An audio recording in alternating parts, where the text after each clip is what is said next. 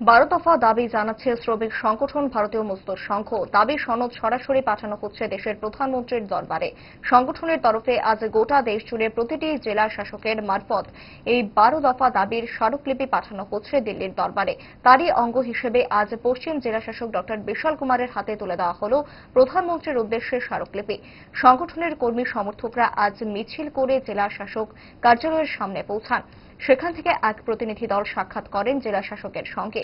তাদের দাবিগুলির মধ্যে উল্লেখযোগ্য ছিল, তাদের দাবিগুলি হল ন্যূনতম মাসিক বেতন বাড়িয়ে 30,000 টাকা করতে হবে, ইএসআইসির আওতাভুক্ত বেতনের ঊর্ধ্বসীমা 21,000 টাকা থেকে বাড়িয়ে 42,000 টাকা করতে হবে, ন্যূনতম ইপিএস পেনশন বাড়িয়ে মাসিক 27,500 টাকা করা সহ মহার্ঘ ভাতা ও চিকিৎসা সুবিধা প্রদান।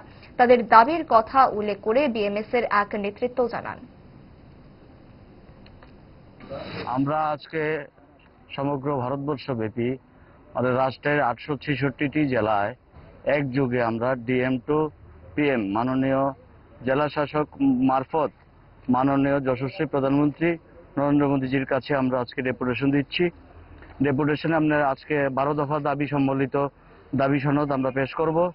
ন্যূনতম মাসিক বেতন বাড়িয়ে 30,000 টাকা করা, ইএসআইসির আওতাভুক্ত বেতনের ঊর্ধ্বসীমা 21,000 টাকা থেকে বাড়িয়ে 42,000 টাকা করা, ন্যূনতম ইপিএস পেনশন বাড়িয়ে মাসিক 27,500 টাকা করা, সাথে মহার্ঘ ভাতা এবং ডিএ চিকিৎসা সুবিধা, ইপিএফ এর আওতাভুক্ত বেতনের ঊর্ধ্বসীমা 15,000 টাকা থেকে বাড়িয়ে 30,000 টাকা করা, বোনাস গণনার ঊর্ধ্বসীমা 7,000 টাকা থেকে বাড়িয়ে 18,000 টাকা করা, বোনাস পাওয়ার যোগ্যতার বেতনের ঊর্ধ্বসীমা 21,000 টাকা থেকে বাড়িয়ে 42,000 টাকা করা,